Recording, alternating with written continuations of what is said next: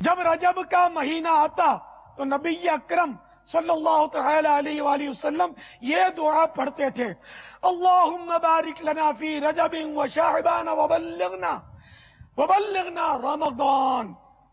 यानी ऐ अल्लाह, तो हमारे लिए रजब और शाअबान में बरकतें अता फरमा और हमें रमजान तक पहुंचा। रजब शरीफ में ये दुआ पढ़ना सुन्नत है। इसको मतलब यानी कि अपने घर में ऐसी जगह पे रख देना, मशवरा यूं किताब को यूं नुमाया करके कि आप देख देख के दुआ पढ़ सकें सुन्नत की नीयत से। चाहे तो इसकी फ्रेम बना ले, ये गत्ता निकाल के इसका, या फोटो कॉपी बना के, तो एक लंबा सा रहेगी। फिर रजब में इंशाअल्लाह पढ़ते रहना।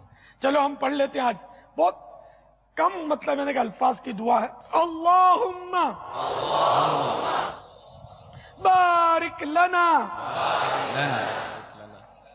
फी रजबिन व शाअबान व बल्लिगना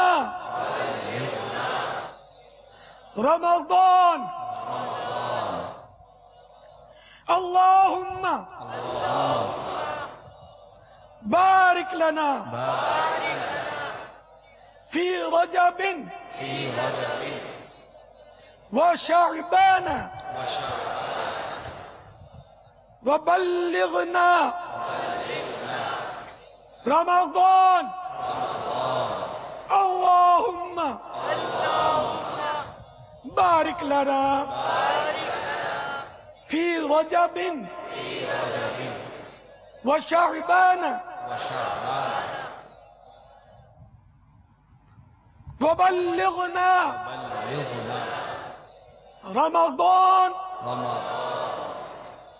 सल्लु अलल हबीब सल्लल्लाहु अलैहि वसल्लम।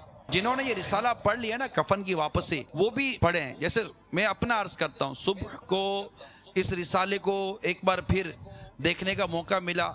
हालांकि पहले से ये रिवायात और ये रिसाला पढ़ा हुआ है, लेकिन पढ़ने के बाद वाकई एक नए अंदाज से जहन बनता है कि नहीं यार कुछ करना है, नहीं यार कुछ करना है, कुछ करना है। इसके फ़ज़ाइल पढ़ते हैं, इसकी बरकतें पढ़ते हैं, तो नए सिरे से एक जहन बनता है। जब नए सिरे से पढ़ेंगे तो नए सिरे से जहन बनेगा।